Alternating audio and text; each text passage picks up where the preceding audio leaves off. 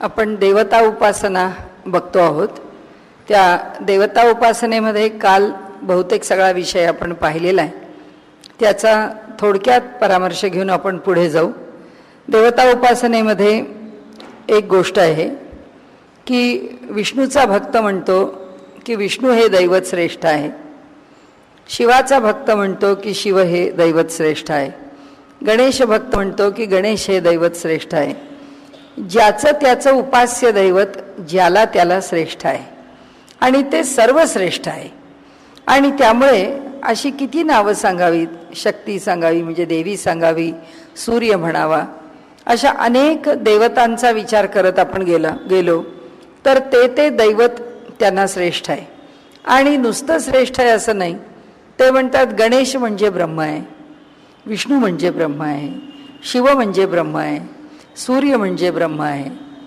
देवता म्हणजे देवी ही त्या भगवंताची माया शक्ती आहे, त्यामुळे ती आदिमाया, ती जगदंबा त्या शाक्त संप्रदायामध्ये तिचं महात्म्य, भगवंताची लीला, भगवंताची माया, प्रकृती अनिर्वचनीय अशा स्वरूपामध्ये तिचं वर्णन केलेलं आहे। जसा परमात्मा अनिर्वचनीय आहे तशीच तीही अनिर्वचनीय असं वर्णन केलं आहे।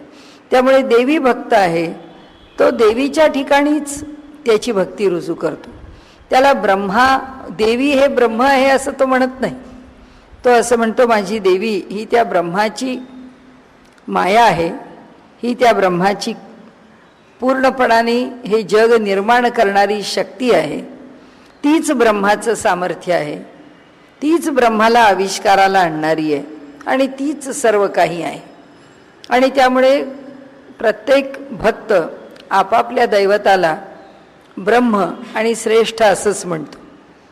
म्हणून ब्रह्मसूत्रकारांनी असं म्हटलं की गणपती बरोबर ब्रह्म, विष्णू बरोबर ब्रह्म, शंकर बरोबर ब्रह्म, नंतर सूर्य बरोबर ब्रह्म, नारायण बरोबर ब्रह्म, सगळे बरोबर ब्रह्म म्हणजेच गणेश बरोबर विष्णू बरोबर शंकर बरोबर देवी बरोबर सूर्य बरोबर नारायण, ह्या सगळ्या देवता म्हणजे ब्रह्मच आहे। आणि त्या देवतांच्या ठिकाणी ब्रह्म म्हणूनच उपासना केलेली आहे। फक्त सगळंच ब्रह्म आहे म्हणून शंकराला तुळस आणि महादेवाला व्हायचा बेल विष्णूला असं मात्र करू नये। त्यांनी म्हटलं सगळेच ब्रह्म आहेत ना, कारण शंकरही ब्रह्मच आहे आणि विष्णूही ब्रह्मच आहे, सूर्यही ब्रह्मच आहे, गणेशही ब्रह्मच आहे। मग आता सगळेच जर ब्रह्म आहेत आणि रूपच जर वेगळी वेगळी आहेत तर प्रत्येकाला त्याच्या उपासनेप्रमाणे किंवा ती उपासना करत असताना त्याच्या आवडीप्रमाणे त्याच्याकरता योजलेल्या वस्तूंचाच उपहार का द्यावा? म्हणजे गणपतीला दुर्वाच का, शंकराला बेलच का, विष्णूला तुळसच का? कुणालाही काही वाहिलं तर बिघडत नाही का? नाही, बिघडतं। गणपतीची पूजा करायची असेल तर त्याला दुर्वाच वाहिल्या पाहिजेत, विष्णूची पूजा करायची असेल तर तुळसच वाहिली पाहिजे, शंकराची पूजा करायची असेल तर बेलच व्हायला पाहिजे। असं का? कारण एकदा उपाधीने आम्ही त्यांच्यातला भेद मान्य केला आहे, आम्ही उपाधी भेद मान्य केलेला आहे। उपाधीने काय भेद? गणेशाच्या उपाधी वेगळ्या दिलेल्या आहेत। गणेशाकरता कोणतं पुराण वाचणार? विष्णू पुराण। गणेशाकरता आम्ही गणेश पुराण वाचणार, विष्णू करता आम्ही विष्णू पुराण वाचणार, शंकराकरता आम्ही शिवपुराण वाचणार। का? कारण शिवरूपाला आल्यानंतर त्या भगवंतानी केलेला त्याच्या पराक्रमाचा जो गाथा आहे तोच वाचणार ना, आणि मग त्याला जे आवडणार आहे, त्याला जे रुचणार आहे तेच स्वीकारणार ना।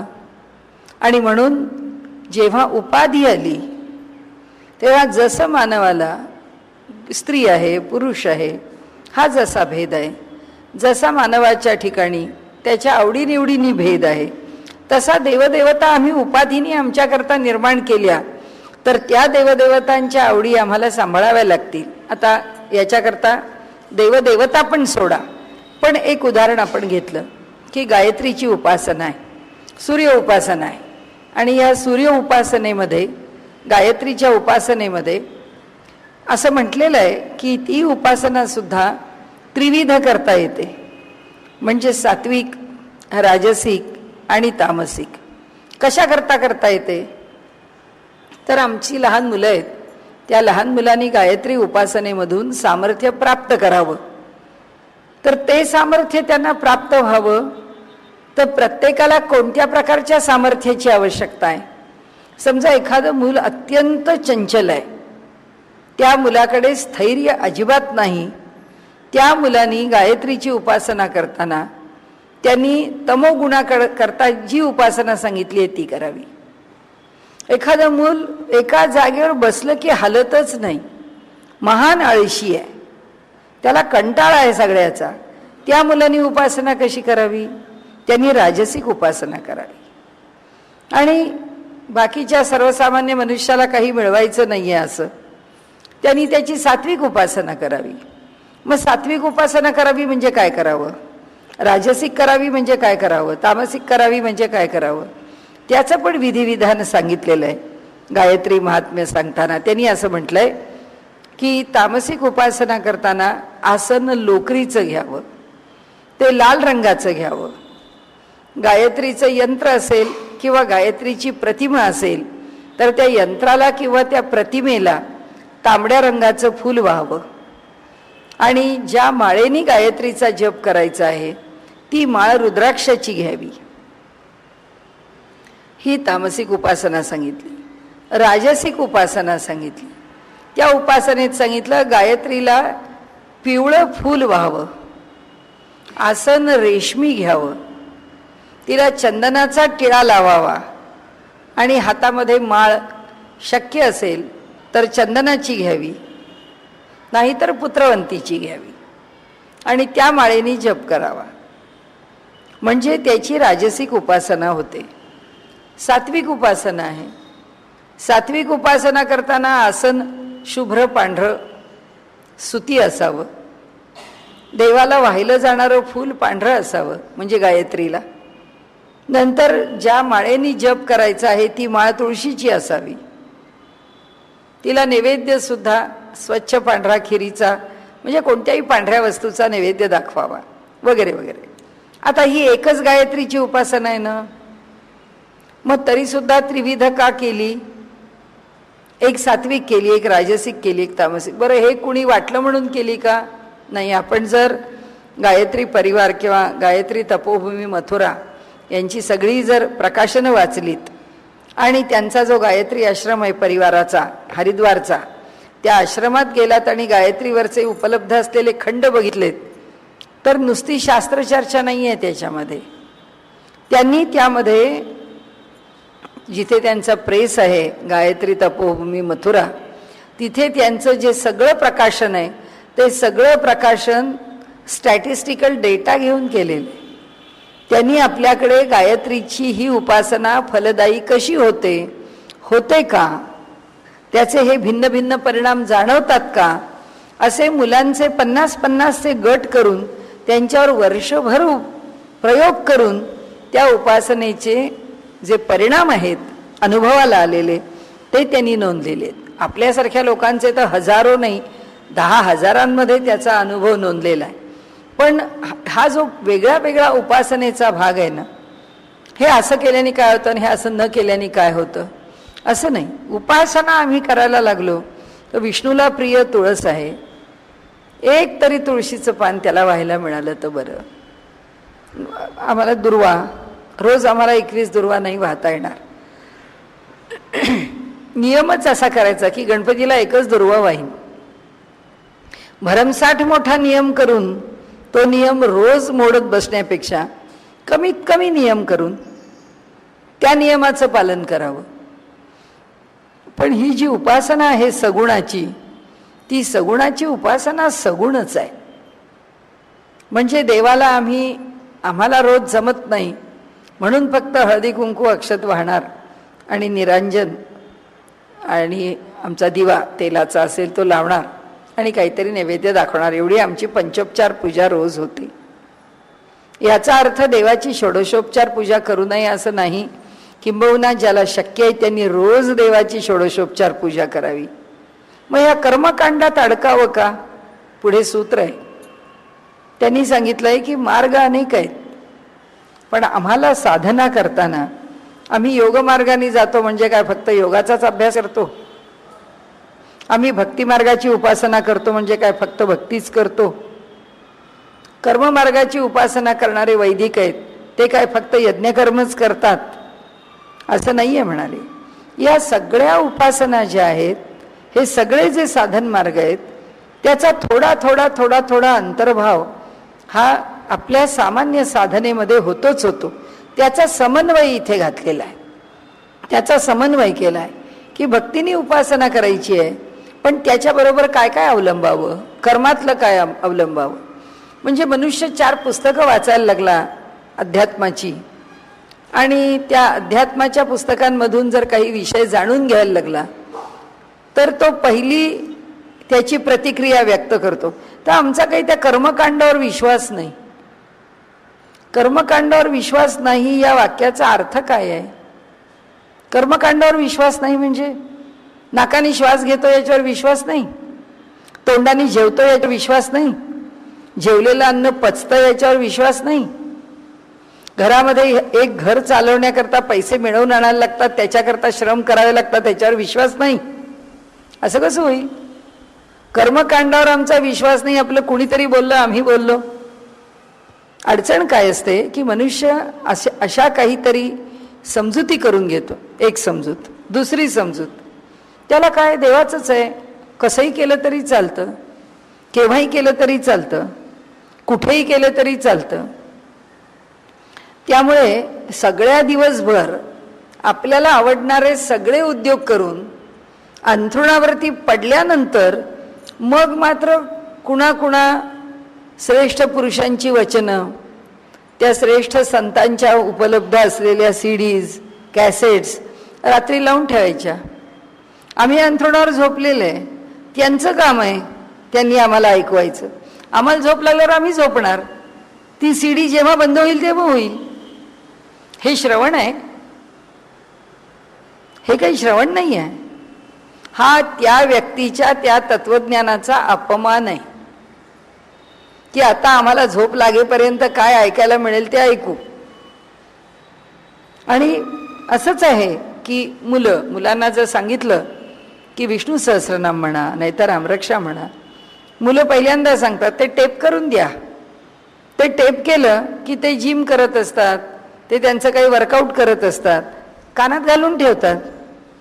मी यांनी काही म्हणायचं नाही, ते म्हणणाऱ्यांनी म्हटलंय ते माझ्या कानात गेलंय पुष्कळ झालं, पण त्याकरता मी काही करणार नाही, कारण हे कर्मकांड आहे ना. जो म्हणतो की आमचा कर्मकांडावर विश्वास नाही म्हणजे काय नाही, हे असं करून कशाचा लाभ होतो किंवा व्हावा अशी जर अपेक्षा केली तर ते चुकीचं आहे.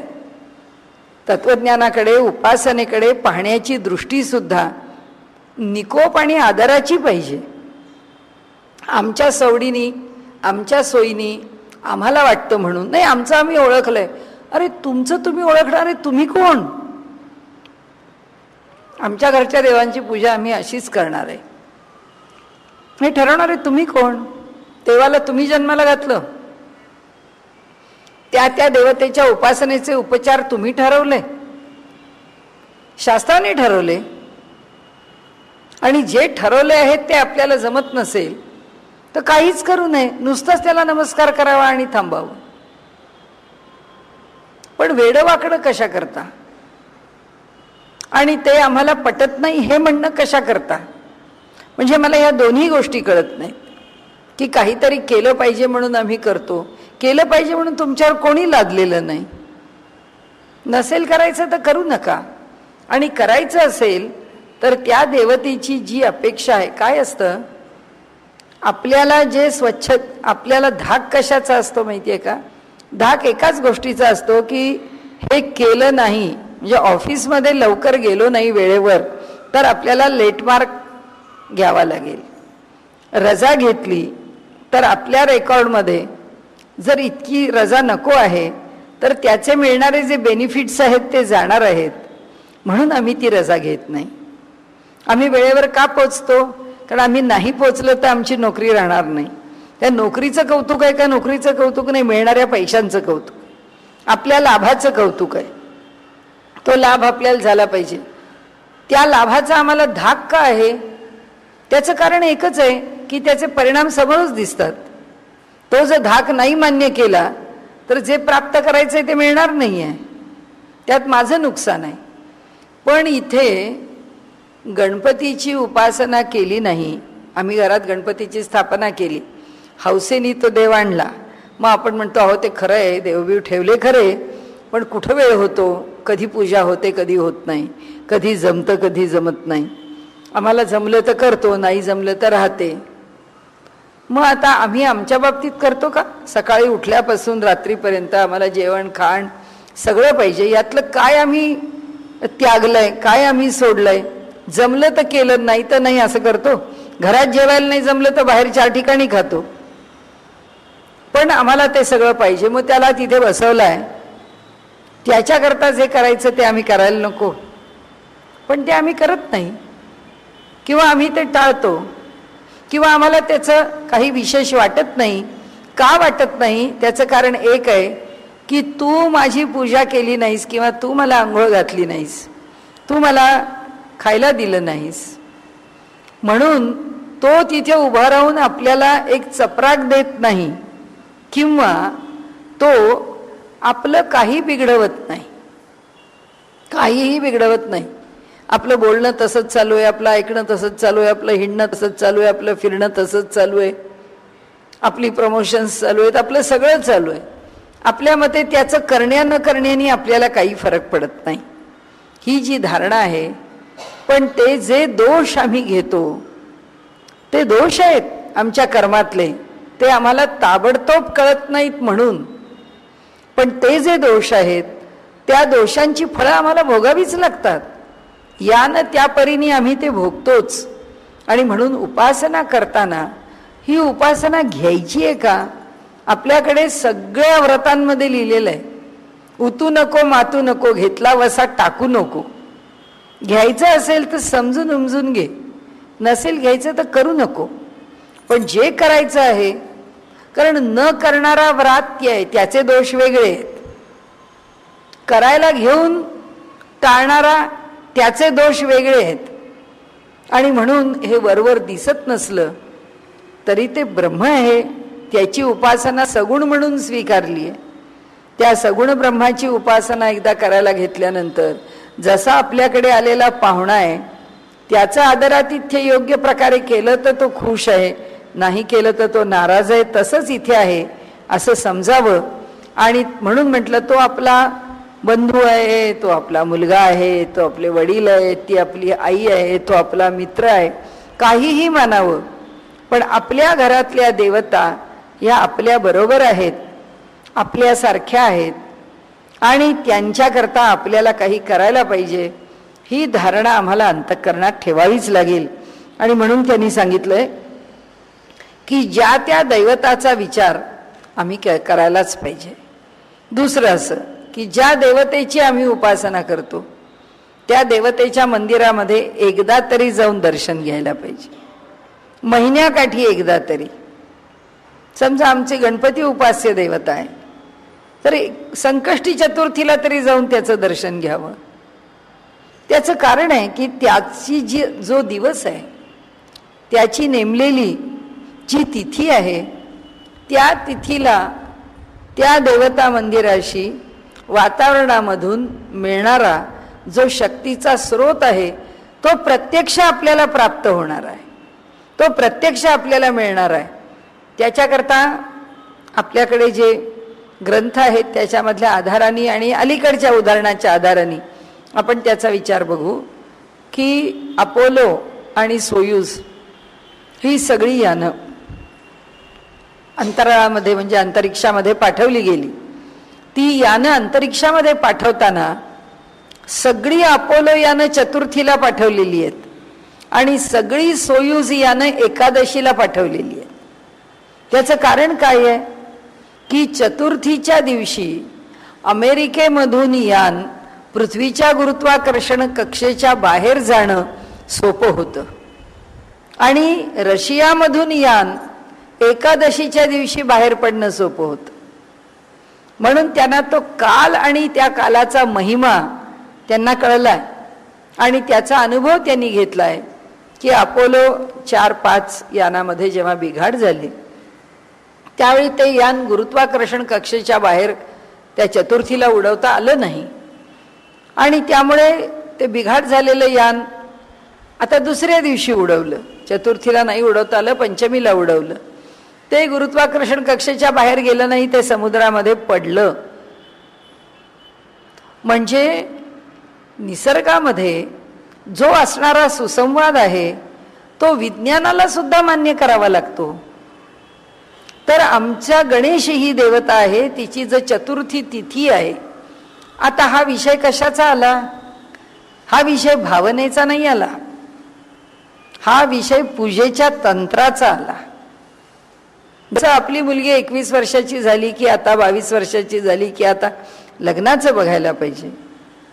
टप्पे आहेत की मुलगा 5 वर्षाचा झाला आता त्याला त्या शाळेमध्ये तो अमुक वर्गात असला पाहिजे.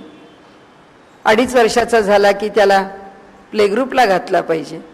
तर जसं आयुष्याचा तो जसा ढाचा ठरलेला आहे तसा उपासनेचा ढाचा ठरलेला आहे. हे तंत्र आहे. तंत्र याचा अर्थ तांत्रिक उपासना आहे असं आपण समजू नका. हे कर्म आहे, हे त्या उपासनेच्या मागचं कर्म आहे की त्या त्या देवतेची उपासना त्या त्या पद्धतीने करायला पाहिजे. आणि म्हणून गणेश चतुर्थीच्या चतुर्थीला गर्दी असते. आम्ही कधीही चतुर्थीला देवाच्या दर्शनाला जात नाही, आम्ही एरवी जाऊन दर्शन घेऊन येतो. घ्या, पण चतुर्थीच्या दिवशी शेवटी काल आणि मुहूर्त त्याचा काही संबंध असेल म्हणूनच तर ही सगळी अंग अस्तित्वात आहेत ना, की त्या विशिष्ट कालाला विशिष्ट फल देण्याचं सामर्थ्य आहे. म्हणून त्या दिवशी जाऊन देवाचं दर्शन घ्यायचं, म्हणून त्या वातावरणात जायचं. कारण त्या वातावरणामध्ये त्या देवतेचा कृपाशीर्वाद आम्हाला त्या दिवशी मिळतो. रोज जायचंच आहे. ज्याला शक्य आहे त्यांनी रोज देवता मंदिरामध्ये जाऊन दर्शन घेऊन यावं. उपासना, आपण आता उपासनेचा विषय बोलतोय म्हणून आपल्या घरी देव नाहीत का? आहेतच. आपल्या घरच्या देवाची उपासना, आपल्या घरच्या देवघरामधलं सामर्थ्य, देवळामध्ये प्रकट झालेलं देवत्व आणि त्याचं सामर्थ्य यामध्ये भिन्नता आहे. आणि तिथे जाऊन नमस्कार करून येण्यातलं जी तपश्चर्या आहे त्या तपश्चर्येचं आणखीन फल वेगळंच आहे.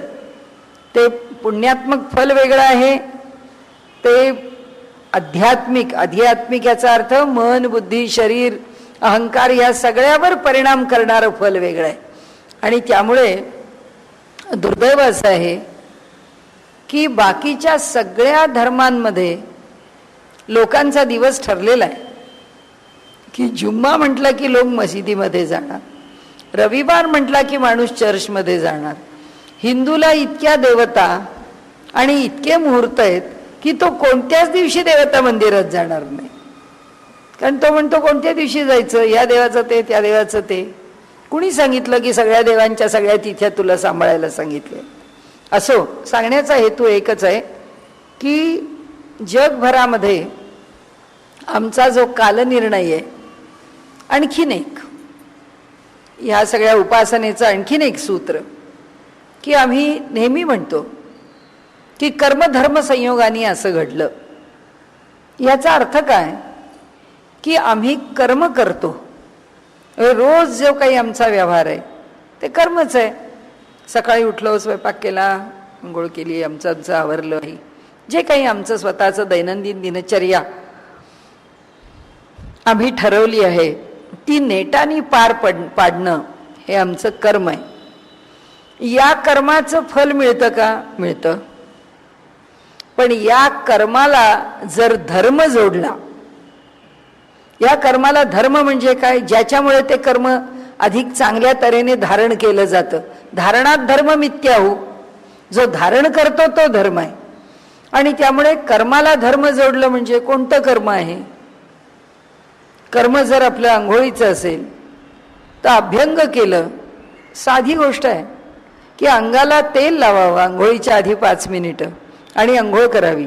संबंध आयुष्यभर अभ्यंग करणाऱ्यांच्या ठिकाणी आरोग्य नांदतं. साधी गोष्ट. सूर्योदयाच्या पूर्वी आंघोळ करावी. मनुष्याच्या शरीरामधलं खाल्लेल्या पदार्थांचं जे विघटन होऊन शरीरामध्ये ते मिसळतं, त्यामध्ये ते चरबीमध्ये रूपांतर होणं सगळ्यात कमी असतं. सूर्योदयापूर्वी आंघोळ केली तर खाल्लेल्या वस्तू ह्या सगळ्या पुष्ट करण्याकरता विघटित होतात, त्या चरबीमध्ये परिवर्तित होत नाहीत. आता हा नियम आहे. म्हणजे शरीराला धारण करायचं असेल उत्तम प्रकाराने तर हे करा. कर्म आणि धर्म संयोगाने सगळ्या गोष्टी घडतात असंच आपल्याकडे म्हटलं आहे की भोजन करायचंय. उभ्या उभ्या ताट हातात घेऊन जेवतोय. ते सिरियलमध्ये आपल्याकडे लागलेलं आहे CID, नाहीतर असेच कुठले तरी हॉरर शो, नाहीतर 1 तास भूताचा, आणि त्याच्यासमोर बसून आम्ही भोजन करतोय. काय डोळ्यांनी पाहतो, कशाच्या पुढे बसतो, आणि आम्ही अन्न जेवतो. कुठेतरी खुर्चीवर बसतो, कुठेतरी अर्धवट मांडी घालतो, नाही तर पाय सोडून बसतो, कसेही बसतो आणि जेवण करतो. ते जेवण आहे, ते अन्न आहे, त्या अन्नाचा संस्कार आहे, त्या अन्नाचं पचन कसं होईल, ते अन्न आमच्यामध्ये कोणते विचार निर्माण करील. म्हणजे कर्म भोजनाचंच आहे, पण त्याच्याकरता धर्म सांगितलेला आहे. आणि म्हणून कर्म धर्म संयोगाने जेव्हा आमची प्रत्येक कृती होते तेव्हा ती कृती अधिक लाभदायी होते. उपासना काय आहे दुसरी? जे प्रत्येक कर्म आहे ते कर्म खूप शिस्तशीर, खूप पद्धतशीर, खूप व्यवस्थित, खूप चांगल्या गोष्टीला अनुषंगून ते कर्म जर केलं तर त्या कर्माचा आपल्याला लाभ झाल्याशिवाय राहत नाही. आणि म्हणून कर्माला धर्माची जोड कशा करता, तर ती कर्माला धर्माची जोड एवढ्याच करता आहे की त्या कर्माची गुणवत्ता आहे ती अधिकाधिक वाढवावी. आणि म्हणून अधिकाधिक वाढवलेल्या गुणवत्तेचं जे कर्म आहे ते कर्म धर्माशी जोडल्यामुळेच आम्हाला ती गुणवत्ता देतं. आता आपण प्रत्येक गोष्टीचा विचार करावा की मुलांनी रात्र जागायचं, रात्री जागताना झोप येते म्हणून ब्लॅक कॉफी प्यायची, मग ॲसिडिटी वाढवून घ्यायची, मग त्याचे परिणाम भोगायचे, आणि त्याच्याऐवजी लवकर निजे लवकर उठे, लवकर झोपावं, पहाटे मुलांनी 4 वाजता उठावं, दिवसभरातला वेळ फुकट घालवू नये. कारण मुलांना काय पाहिजे, टीव्हीच्या सिरियल्स पाहिजेत, मित्रांबरोबर बाहेर फिरायला जायला पाहिजे, दिवसा जरा मौज मजा करायला पाहिजे, मग ती केली की अभ्यासाला रात्री जागलं पाहिजे. ही दिनचर्या नाही. हे सगळं आता सांगायची वेळ का आली, कारण आमचं आयुष्य आम्ही खूप ढवळून टाकलं म्हणून, आमचं आयुष्य आम्ही निसर्गापासून खूप दूर नेलं म्हणून. आम्हाला असं वाटतं की आमचं शहरात राहणारं एक घर सोडून एखादं फार्म हाऊस आहे, एखादं लांब स्वच्छ ठिकाणी घर आहे, ते घेतलं आणि तिथे जाऊन छान राहिलो की आपण गो बॅक टू नेचर किंवा we are in tune with the nature. असं काही नसतं. हे कृत्रिम आहे, हे क्षणिक आहे. प्रत्येक क्षण जो आहे तो ज्या कर्माशी जोडलेला आहे त्या कर्माशी तो अधिक प्रामाणिकपणानेच आम्हाला जोडायला पाहिजे. आम्ही ज्या कृत्रिमतेने जोडत चाललो ती कृत्रिमता म्हणजे उपासना नव्हे. उपासना म्हणजे अधिकाधिक धार्मिकता, आणि अधिकाधिक धार्मिकता म्हणजे जी आमच्या देहाला, जी आमच्या मनाला, जी आमच्या बुद्धीला, आणि त्याच्या पुढे जाऊन जी आमच्या जीवाला म्हणजे प्राणाला समाधान देणारी आहे. कारण तृप्ती कोणाला आहे? तृप्ती प्राणांची आहे, तृप्ती जीवाची आहे. बुद्धी संतुलित राहिली पाहिजे, मन चांगलं राहिलं पाहिजे. एवढंसं मनाविरुद्ध घडलं की मनुष्य संतापून उठतो, त्याचं ब्लड प्रेशर वाढतं, हातपाय थरथरायला लागतात, डोकं दुखायला लागतं, चक्कर यायला लागते. काय प्रकरण आहे? कारण आम्हाला स्वतःला सहन करण्याची ताकद नाही. आणि सहन करणं हे दिवसभराचं एक रुटीन महिनाभर जसंच्या तसं सांभाळलं की मग कळतं सहन करणं काय. आज 5 वाजता उठले, उद्या 7 वाजता उठले, आज 11 वाजता जेवले, उद्या 2 वाजता जेवले. 11 म्हणजे 11, 12 म्हणजे 12, तेव्हा जेवणार म्हणजे जेवणार. सकाळी 7 वाजता चहा घेणार म्हणजे चहा घेणार, दुपारी अर्धा तास विश्रांती म्हणजे अर्धाच तास, आज झोपले की 4 तास झोपले, मग आठवडाभर कधी विश्रांती पण नाही घेतली. हे जीवन ही तपश्चर्या नाही आहे. आणि जोपर्यंत जीवन ही तपश्चर्या होत नाही तोपर्यंत आमच्याकडे त्या उपासनेचं फल जे आहे ते पण आम्हाला अनुभवायला येत नाही. आणि जोपर्यंत हे तप आम्हाला करता येत नाही तोपर्यंत तितिक्षा म्हणजे वाट पाहणं, सहन करणं हे पण आमच्याकडे येत नाही. अनेक गोष्टी आहेत ज्या याच्यावर अवलंबून आहेत. आता ह्या सगळ्या गोष्टी कशा यायच्या, या सगळ्या बाजूला ठेवायच्या. सगळ्या बाजूला ठेवल्या. आपण जे जे बोललो हे सगळं बाजूला ठेवलं. काय पुढे घेतलं? एक उपासना घेतली. उपासना किती काय? अर्धा तास करा, तासभर करा, मुळीच नाही. 5 मिनिट. आपल्या देवाची पूजा सुद्धा रोज जर व्हायची असेल तर त्याचं अवडंबर एवढंच ठेवावं की देवाची पूजा 10 मिनिटात झाली पाहिजे, म्हणजेच ती रोज होईल. आणि 10 मिनिटात जे करायचं ठरवलंय ते तेवढं रोज केलं जाईल. नाही तर त्या पूजेचं अवडंबर तासाभराचं वाढवून ठेवलं म्हणजे मग सकाळपासून आपण तासभराचा वेळ मिळाला म्हणजे पूजा करायची, म्हणजे 7 वाजल्यापासून ते ढकलत ढकलत 12 वाजले तरी तासभराचा वेळ मिळत नाही. कारण कोणतं ना कोणतं तरी काम असतंच आपल्यासमोर. तसं नाही. 10 मिनिटाची उपासना जर स्वीकारली तर ती तशीच तेवढीच नेटानी झाली पाहिजे. एवढं डोळ्यापुढे ठेवलं बाकीचं सगळं चक्र जुळतं. समर्थांचं मला वाक्य खूप आवडतं. अधिक नेम करू नये, नेमे वीण राहू नये. उगीच फार काहीतरी अंगाला उपाधी लावून घेऊ नयेत, पण एक उपाधी मात्र शेवटपर्यंत सांभाळल्याशिवाय राहून काही स्वीकारा. समर्थ म्हणतात तुम्हाला जे पाहिजे ते स्वीकारा, पण ती आयुष्यभराकरता स्वीकारा. तीच उपासना आहे, तेच व्रत आहे. आणि ते काय करतं? ते वैकल्य दूर करतं. कारण हे व्रत झालं. जेव्हा रोजच्या रोज आम्ही देवाची पूजा करतो, काही नाही, साधा एक नियम केला, रात्री झोपताना आपल्या देवघरात जाऊन देवाला हात जोडून नमस्कार केल्याशिवाय झोपायचं नाही, बस. एवढं एक सुद्धा पुरेसं आहे की आम्ही जेव्हा निश्चितपणे नेटानी एक कोणता तरी नियम लावून घेतो, तो नियम राहत नाही, तो नियम व्रत होतो. आणि ते जे व्रत आहे, आपल्याकडे व्रत शब्दाबरोबर वैकल्य शब्द जोडलेलाच आहे.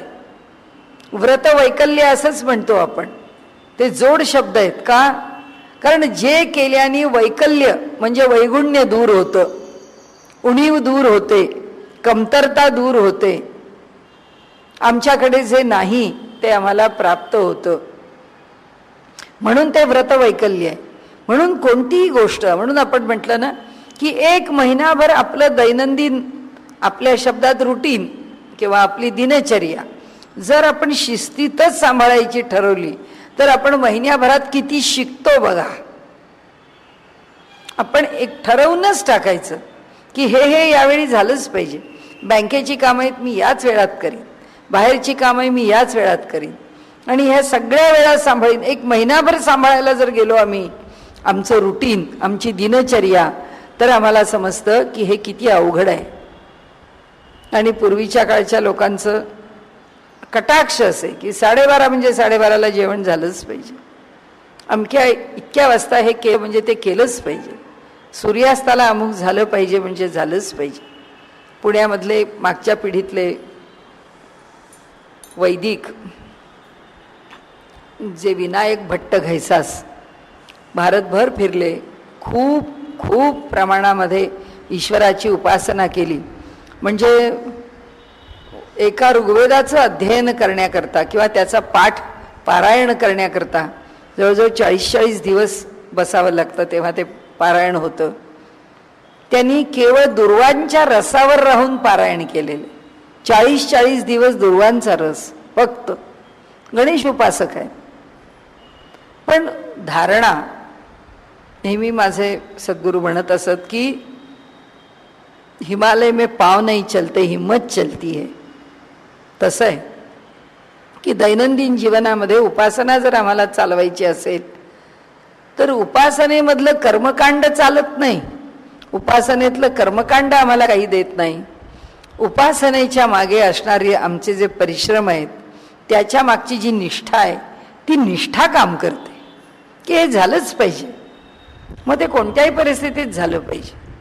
आणि म्हणून त्यांनी इथे जे म्हटलंय ना की ब्रह्म हे एकच तत्व आहे. उपासना करताना त्यांनी अनेक गोष्टी सांगितल्या आहेत की व्रत, नियम, धारणा, ध्यान, पूजा, होम, अनेक प्रकारांनी माणसं आपापली व्रतं सांभाळतात. मी आपल्याला म्हटलं तसं विनायक भट्ट घैसास त्यांचं छोटं चरित्र आहे, वाचण्यासारखं आहे. सकाळची आणि संध्याकाळची संध्येची वेळ त्यांनी कधी चुकवली. त्यांना स्वतःला जरी सत्कार समारंभाला बोलावलेलं असलं ते स्टेजवर असले तरी ते सांगत, आता सूर्यास्त झालेला आहे, मी 5 मिनिटात संध्या करून येतो. त्यांचं संध्येचं सामान बरोबर असं, ते संध्या करून पुन्हा येऊन बसत असत. आम्ही काय म्हणतो, हे कसलं कर्मकांड, 4 लोकांची वेळ, लोकांना काय वाटेल, कसं वाटेल, त्यांची किती गैरसोय होईल, ते नको का आपण बघायला? अरे आपण आपलं व्रत नको का चालवायला? का नाही चालवायचं? म्हणजे ते चालवण्यात कुणाची गैरसोय होते? जो मनुष्य दुसऱ्याला त्रास देण्याकरता व्रत चालवत नाही तो बरोबर आपल्याला काय करायचं आहे त्या पद्धतीने आपलं जीवन चालवू शकतो. पण मनुष्याला फक्त पळवाट पाहिजे असते, त्या पळवाटाकरता दिलेली ही उत्तर आहेत. आणि त्यामुळे इथे त्यांनी जे म्हटलंय की तपच आहे. तपश्चर्या म्हणजे आपल्याला व्यवहारातलं उदाहरण सांगून पुढे जाते. इथे गुंडूबुवा इंगळे नावाचे मोठे गाणारे होते, त्यांचं पुष्कळ विद्यार्थी आहेत. त्यातले नारायण पेठेमध्ये राजाभाऊ दिवाण म्हणून आहेत, त्यांचा जो क्लास आहे संगीताचा ते त्यांचे विद्यार्थी. तर ते गुंडूबुवा इंगळ्यांच्याकडे अनेक घराण्यातल्या अनेक चीजा होत्या, अनेक, ते म्हणजे चीजांचं भांडार होते. कुठल्याही दुर्मिळ चीजा शास्त्रीय संगीतातल्या त्यांच्याकडे होत्या. आता ह्या सगळ्या चीजा आपल्या गळ्यावर राहिल्या पाहिजेत म्हणून ते दर गुरुवारी पहाटे उठून पहाटेपासून त्या चीजा म्हणत असत. ते त्यांच्या त्या सगळ्या चीजा म्हणून व्हायला रोजची संध्याकाळ होत असे. 6:30-7ला फक्त चीज म्हणायची. तर एवढ्या चीजांचा संग्रह दर गुरुवारी त्यांनी देवाला सांगून ठेवलं होतं की देवा, आयुष्यभर मी हे सगळं व्रत सांभाळलेलं आहे, मला मृत्यू आला तरी सुद्धा गुरुवारी संध्याकाळी येऊ दे. म्हणजे त्या दिवशीचं पूर्ण आवर्तन झालेलं असेल माझं चीजांचं, आणि मग मला मृत्यू आला आणि शुक्रवार उजाडला की दुसरा आठवडा सुरू होईल.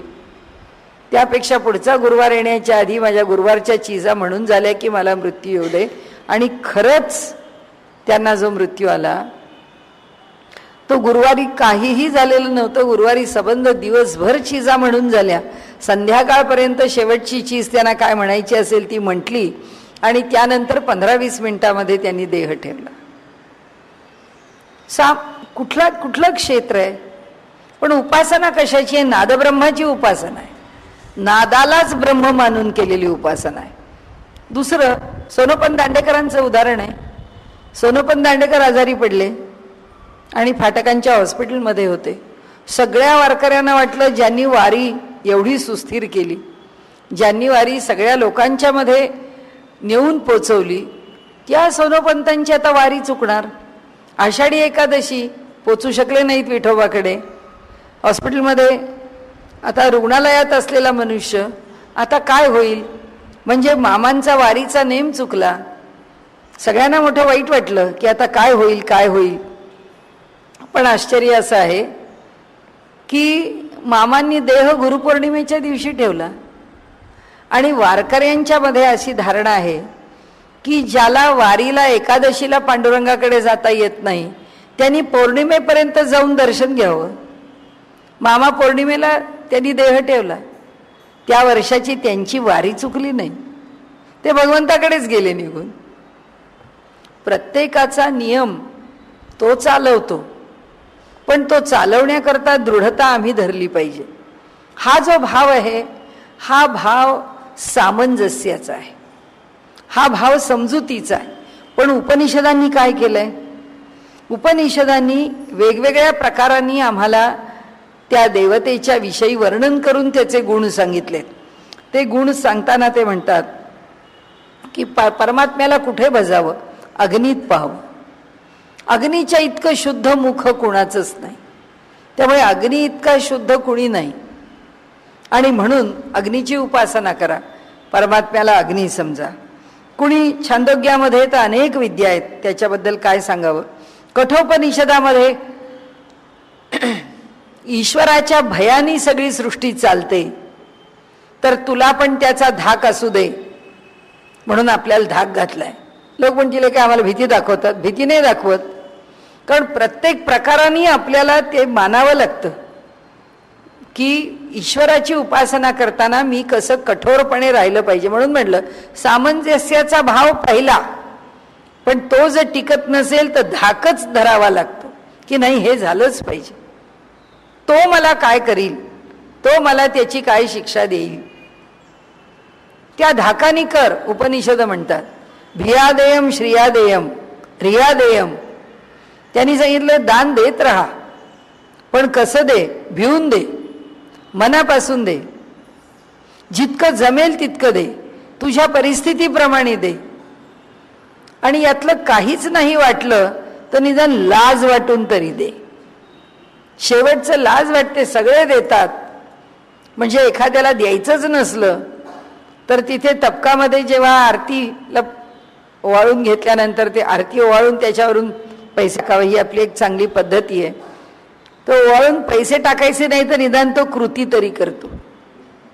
आणि म्हणून कबीरांनी आपल्याजवळ एक वीट ठेवून एका अत्यंत कंजूस माणसाच्या दारात रोज जाऊन त्याला ती वीट द्यायची. त्याला म्हणायचे ती वीट मला परत दे. रोज त्याच्या दारात जायचे, रोज त्याला वीट द्यायचे, रोज ती वीट परत घ्यायचे. तो म्हणायचा तुम्ही हे कशा करता करता. ते म्हणाले तू इतका कंजूस आहेस, तुझ्या हाताने इतकं सुटत नाही की मी आणलेली वीट मी तुला दिली आणि ती तुझ्या हातून मला आली. आपल्या हातातलं दुसऱ्याला द्यायचं असतं, हा दानाचा संस्कार तरी तुझ्यावर होऊ दे, म्हणजे केव्हा तरी तुला वाटेल की मी दान करावं. सांगण्याचा हेतू असा आहे की जेव्हा आम्हाला कथेमध्ये सांगतात की हे असं नाही केलं तर ती देवता कोप पावेल, त्याची शिक्षा अशी मिळेल, की लगेच आम्ही ती देवता काय कल्याण करील हे फलश्रुती आम्ही वाचत नाही. ती देवता कोप पावल्यावर काय शिक्षा करील हे वाचलं म्हणतो. असं कुठे असतं का. जर देव आहे तर तो काय दुसऱ्याला शिक्षा करतो का. देव शिक्षा करतो का करत नाही हे कुणी कुणाकरता काय समजावं हा विषय वेगळा आहे. पण जर हे केलं नाही तर शिक्षा होते हे ज्यांनी वाचलं आहे किंवा ऐकलं आहे असा एखादा आहे की जो त्या भयानी करणार आहे की नाही रे बाबा असं काही व्हायला नको आपल्याला, म्हणून तरी आपण नीट वागावं. एखाद्या सत्पुरुषाचं आता असं असतं, आमच्यासारखा एखादा वक्ता बोलत असला आणि जरा आघळ पघळ बोलत राहिला इकडे तिकडे, समोरच्याला कंटाळा येतो. हळूहळू पुणेरी श्रोता टाळ्या वाजवायला लागतो की आता थांबवा, तुमचं बोलणं खूप झालं. पण एखादा संन्यासी बोलत असला, तो कितीही बोलला, कितीही वेळ बोलला, कंटाळवाणं बोलला, तरी मनुष्य त्याला काही टाळ्या वाजवत नाही, घाबरतो. तो म्हणतो हा संन्यासी मनुष्य आहे, न जाणो ह्यांनी एवढं तप केलंय आणि या माणसाचा अपमान कसा काय करायचा. याचा अपमान करणं शक्य नाही आपल्याला. का वाटतं असं. भय आहे, धाक आहे. कधी कधी धाकानी करतो आणि दुर्दैव असं आहे की धाकानी सूर्य उगवतो, धाकानी पाऊस पडतो, धाकानी वारे वाहतात. परमेश्वराच्या धाकानी हे घडतं असं कठोपनिषदात म्हटलं. आणि परकीयांनी एकच निष्कर्ष काढला की ह्या भारतीयांनी ह्या ब्रह्माची निर्मिती ही फक्त भयातून केली. ह्यांना भय वाटलं, दुहेरी भय. कशाचं वाटलं, हा पाऊस पडतो ह्याचं भय आहे तर मला कुणीतरी सांभाळावं, म्हणून परमेश्वराला हाक मारली. हे एक प्रकारचं भय. आणि दुसऱ्या प्रकारचं भय असं संरक्षण करण्याकरता भय. आणि दुसरं भय असं की मी जर वेडावाकडा वागलो तर तो मला शिक्षा करणार आहे. मी जर वेडावाकडा वागलो तर तो मला कुठल्या ना कुठल्या तरी प्रकारे माझ्या जीवनात नुकसान करणार आहे. हे या लोकांनी निर्माण केलं. आणि ह्या दोन प्रकारच्या भयातून ब्रह्मनिर्माण. इतके का सगळे लोक किंवा आमचे ऋषीमुनी विचारांनी कोते होते, किंवा इतके का त्यांचे विचार अगदी संकुचित असे नव्हते. प्रत्येकाकरता वेगळा वेगळा विचार दिलेला आहे. आणि आपल्याकरता आपण प्रत्येक वेळी काय अवलंबावा हा दिलेला आहे की आता ईश्वराला मी धाकानी जाणावं का आता ईश्वराला मी प्रेमाने जाणावं, का आता ईश्वराचं मी बंधन मान्य करावं? धर्म हे बंधन आहे आमच्यावरती, त्या बंधनात आम्हाला राहायचंय, नाही तर बेबंद तर कुणीही वागू शकेल. आणि म्हणून त्यांनी इथे सांगितलं की या ठिकाणी हे जे साक्षात्कारी संत आहेत, जे वेदांनी सांगितलंय तेच संतांनी सांगितलंय. ते म्हणतात हे संत सुद्धा याच चालीवर बोलतात. ज्ञानेश्वरी बोलली तरी तेच बोलते, दासबोध बोलला तरी तेच बोलतो, रामकृष्ण वचनामृत ऐकली तरी तेच बोलतात. सगळे संत एकच भाषा बोलतात, सगळे संत एकच विषय बोलतात की जो मानवाच्या कल्याणाचा आहे. हा सगळा विषय उपासनेशी निगडीत आहे. आणि म्हणून आता आपण त्याच्या शेवटच्या टप्प्यावर आलो की उपासनेचे मार्ग आहेत. कर्म आहे, ज्ञान आहे, भक्ती आहे, योग आहे. प्रामुख्याने आम्ही कोणता तरी मार्ग स्वीकारतो. ज्ञानाचा मार्ग स्वीकारणं इतकं सोपं नाही आहे. त्यामुळे सामान्यतः आम्ही ज्ञानमार्गाने जातो असं कृपा करून कधी कोणी म्हणू नये. कारण ज्ञानमार्गाने जाण्याकरता जी प्रज्ञा पाहिजे आणि जे वैराग्य पाहिजे, त्याच्याकरता जी बुद्धीची झेप पाहिजे आणि त्याच्याकरता जी तयारी पाहिजे, त्यातलं सामान्यतः असणं अवघड आहे. आणि त्यामुळे ज्ञानाच्या मार्गाने जाणारी मंडळी ती स्वतः कुणी तयार होऊन आलेली आहेत. अनेक जन्मामध्ये अनेक जन्म संसिद्धी असे आहेत, ते तयार झालेले आहेत अनेक जन्मांच्या संस्कारांनी. आणि त्यामुळे ज्ञानाचा जो मार्ग आहे, उगीच 4 पुस्तकं वाचली म्हणजे ज्ञानमार्ग नाही, उगाच 4 व्याख्यानं दिली म्हणजे ज्ञानमार्ग नाही, उगाच 4 ग्रंथांचा अर्थ समजला म्हणजे ज्ञानमार्ग नाही. लोकांना जर असं वाटलं की अमुक एका माणसाकडे गेलं तर त्याच्याकडे आपल्याला त्या विषयाच्या संबंधाने मनाची शंका समाधान करण्याकरता उत्तर मिळू शकतं असं वाटणं म्हणजे तो ज्ञानमार्गाने परमेश्वरापर्यंत पोहोचला असं नाही. ज्ञान ही गोष्ट ईश्वराला जाणण्याच्या पातळीवरची वेगळीच आहे की तो एकटा एक सत्ताधीश आहे. सत तो एकटा आहे, आम्ही कोणी नाही. सगळं विरघळून गेल्याशिवाय त्या ज्ञानाच्या प्रांतात प्रवेशच नाही आहे. शंकराचार्यांनी जे म्हटलं ते आपण पहिल्या 5-6 दिवसात पाहिलेलं आहे की साधन चतुष्टय त्यांनी सांगितलंय. नित्यानित्य वस्तू विवेक, इहामूत्र फलव विराग, शमदमादी षट साधन संपत आणि मुमुक्षत्व. या 4 गोष्टी अंतःकरणामध्ये तीव्रतेने बांधल्याशिवाय शंकराचार्य म्हणतात या ज्ञानाच्या प्रांतात तुम्ही शिरूच नका. ज्ञान आम्हाला कुठपर्यंत पाहिजे? म्हणून सामान्य माणसाची उपासना कशी आहे, ती प्रत्येक मार्गाला स्पर्शत जाणारी. आम्हाला ज्ञान पाहिजे, आमच्या देवतेचं ज्ञान पाहिजे. आमची देवता जर गणेश आहे तर आम्हाला गणेश पुराणामध्ये गणेशाचा महिमा काय सांगितला आहे माहिती पाहिजे. प्रत्येक युगातल्या गणेशाचं रूप काय आहे आम्हाला माहिती पाहिजे. त्याचा वर्ण काय आहे, त्याचे आवडते पदार्थ काय आहेत, त्या त्या युगामध्ये त्यांनी काय पराक्रम केला आहे आम्हाला माहिती पाहिजे. त्याच्याविषयीची सामग्र्यानी माहिती आम्ही घेतली पाहिजे. त्याच्याविषयीचं ज्ञान, त्याच्या कोणत्या मंत्रांनी मी उपासना करावी, आपल्याला जे स्तोत्र म्हणायला आवडतं त्या स्तोत्राचा पूर्ण अर्थ माहीत पाहिजे. मारुतीची उपासना करतो, भीमरूपी, महारुद्रा, वज्र हनुमान, मारुती, या प्रत्येक शब्दाचा अर्थ काय आहे? प्रणम्य शिरसा देवम गौरीपुत्रम विनायकम भक्तावासम स्मरे नित्यम आयुष्य कामार्थ सिद्धये. कशाकरता? गणपतीची उपासना करण्याकरता, हे स्तोत्र लिहिण्याकरता, हे स्तोत्र पठण करण्याकरता आम्ही उद्युक्त झालो. ह्या सगळ्याचा अर्थ हे ज्ञान आहे.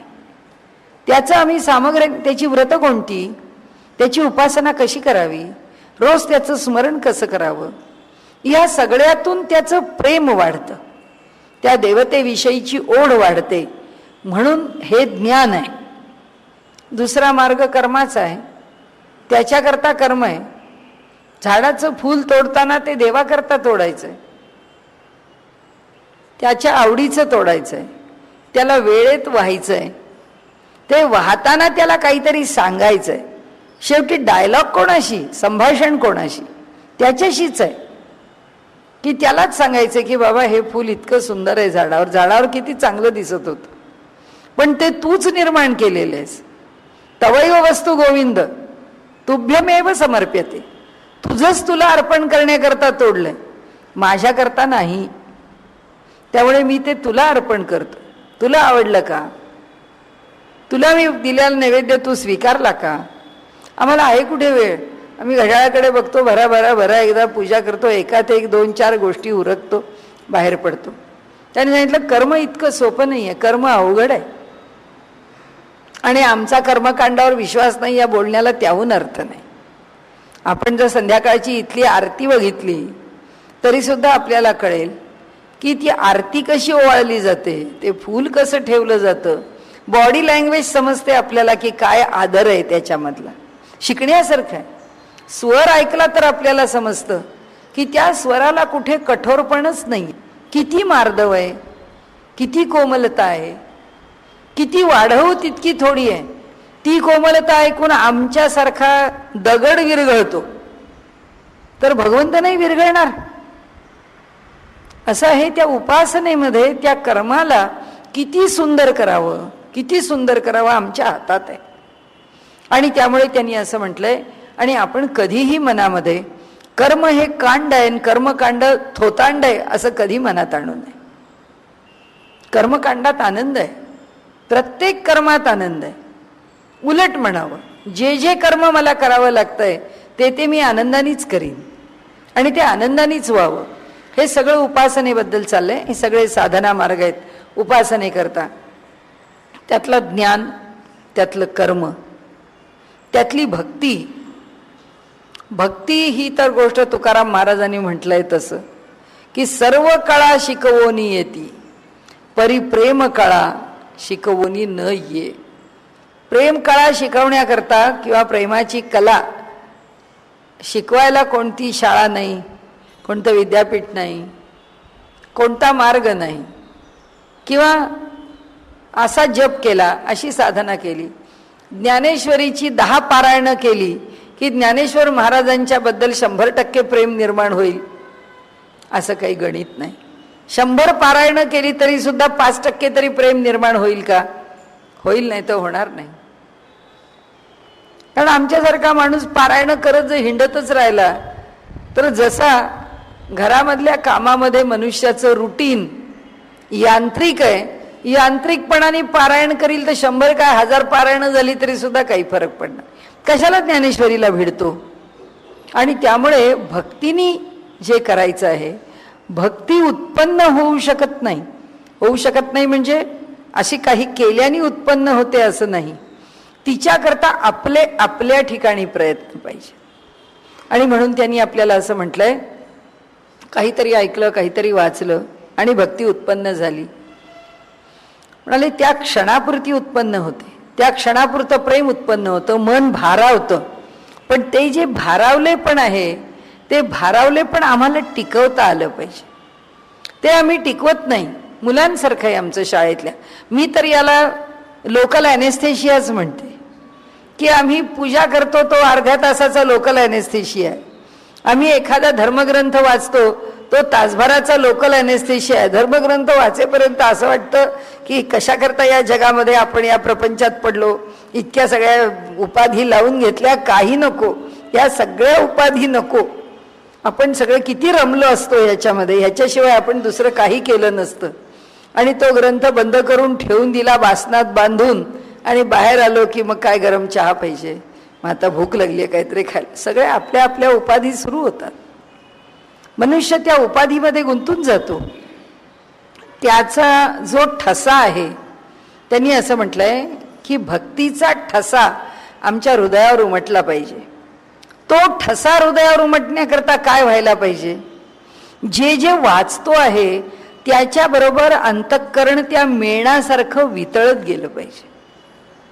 अंतःकरणाला कठोर आहे ते दगडासारखं, त्याला पाझरच फुटला पाहिजे. आणि तो पाझर, आम्हाला दगडाला पाझर फुटावा त्याला गुणधर्म कशाचा पाहिजे तर मेणाचा पाहिजे म्हणतात. की ते वितळलेल्या मेणावरती जे काही उठवू ती मोहर उठते, तो ठसा उमटतो.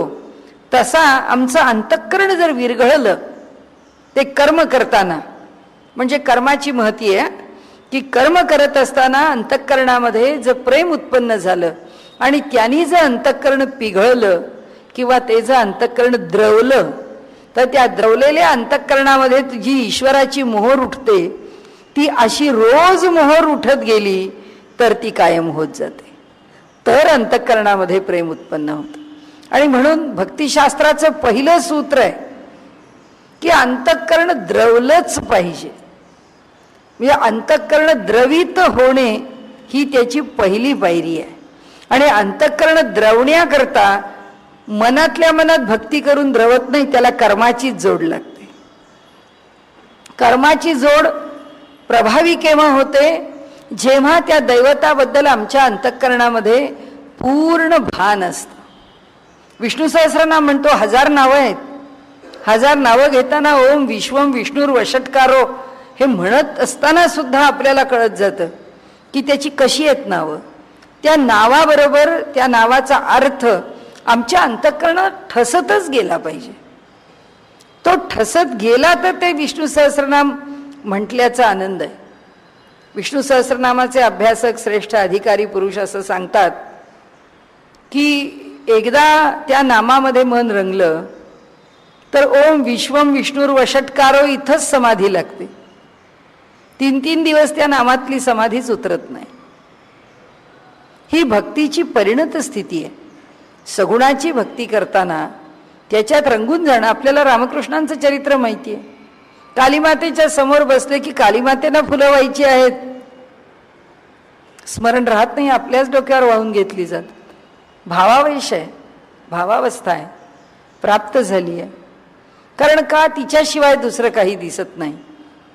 संत सत्पुरुष आम्ही कधी होणार नाही ही गोष्ट जशी खरी, तसं आमचं अंतःकरण भावूक भक्तीने युक्त व्हायला काही अडचण नाही.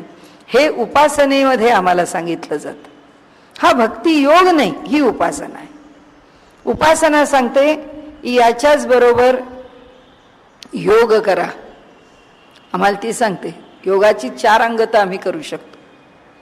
योगाचं यमनियम ही 2 अंग जी आहेत त्यातला अहिंसा, सत्य, अस्तेय, अपरिग्रह, ब्रह्मचर्य.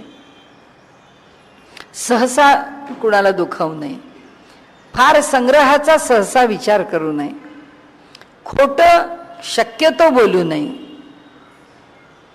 डोक्यामध्ये विचार कुठले तरी धरण्यापेक्षा ईश्वराविषयीचे विचार ठेवावेत.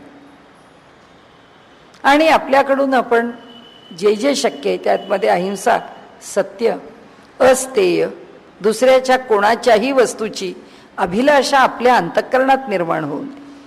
हा मनुष्य इतका श्रीमंत आहे, त्यांचं काय हो, असं कधी आपल्याला मिळेल का? का देवाने आपल्याला काय कमी दिलंय? त्याच्या श्रीमंतीचं कौतुक आम्हाला जरूर असावं, प्रेम असावं. भगवंतानी एखाद्याला एवढं ऐश्वर्य दिलं आहे तर त्याच्या भाग्याचं कौतुक करावं. पण ते कौतुक करताना ते मलाच पाहिजे, ह्या जगातलं प्रत्येक चांगलं मलाच पाहिजे, ही गोष्ट स्थेय आहे, ही चोरी आहे असं म्हटलेलं आहे योगसूत्रकारांनी. की दुसऱ्याच्या वस्तूच्या विषयी अंतःकरणात अभिलाष उत्पन्न होणं, काही प्रत्येक वेळा वस्तू उचलूनच घेतली पाहिजे असं नाहीये. दुसऱ्याचं चांगलं बघून पूर्ण समाधान होणं हे चोरी रहित असणं म्हटलंय, अस्तेय म्हटलंय. की त्याचं समाधान मनापासून समाधान, वरवर नाही. नाही तर आपल्याकडे स्पोर्ट्समन स्पिरिट माहिती आहे, हरलेला त्याला कॉंग्रॅच्युलेशन्स देतो तेव्हा त्याचे प्रत्येकाचे चेहरे पाहण्यासारखे असतात. कुणाच्या चेहऱ्यावर स्पोर्ट्समन स्पिरिट असतं? हरलेला कोणत्या खेळाडू वृत्तीने त्याचं अभिनंदन करतो? करत नाही, कारण ते यश त्यालाच पाहिजे असतं. अरे सगळं मलाच कसं मिळेल आणि जगामध्ये एकालाच कसं मिळेल? कुणाला ना कुणाला तरी काही ना काहीतरी विशेषत्वाने देव देतच असतो. असो, पण त्यातला यम हा भाग आहे, नियम हा भाग आहे. शौच, संतोष, तप, स्वाध्याय, ईश्वर प्रणिधान, शुचिता, देह स्वच्छ ठेवावा. अगदी मला तर त्यांचं पदच खूप आवडतं, चदरिया झिनी रे झिनी. स्वच्छ चादर दिली आहे त्यांनी आम्हाला, ती देहाची चादर स्वच्छ त्याच्याकडे परत करायची. आमच्या हातात काही सगळं नाही, कारण प्रारब्धाच्या भोगामध्ये कुणाचं कॅटरॅक्टचं ऑपरेशन होईल, कुणाचं पोटाचं ऑपरेशन होईल, कुणाचं काय होईल. त्यांनी दिलेली झिनी चदरी आहे, त्याच्याकडे झिनी रे झिनी देता येईल की नाही माहीत नाही.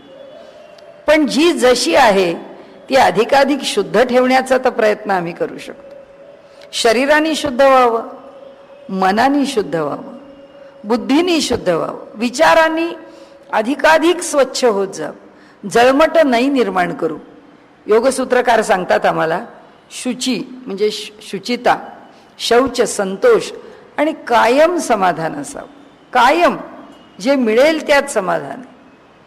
जितकं समाधान वाढवता येईल तितकं वाढवावं. उपासना आहे, योगाचं काय काय अवलंबावं. त्यांनी म्हटलं भक्तांनी अवलंबावं, ज्ञान्यांनी अवलंबावं, कर्मयोग्यांनी अवलंबावं.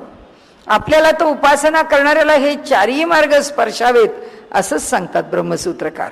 आणि त्यांनी इथे जे सूत्र सांगितलंय ते उपसंहारोर्थात भेदात विधिशेषवत समानेच. ज्ञान एक असताना उपयोग भिन्न नसल्यामुळे अंगभूत गोष्टींचा संग्रह होतो. विधींना अंगभूत अशा गोष्टींप्रमाणेच हे होय. म्हणजे जो विधी, विधी याचा अर्थ जे करायचं आहे ते, निषेध जे करायचं नाही ते, त्याचा संग्रह करायचा. म्हणजे काय करायचं, त्याला एकत्र करायचं, त्याचा समुच्चय करायचा.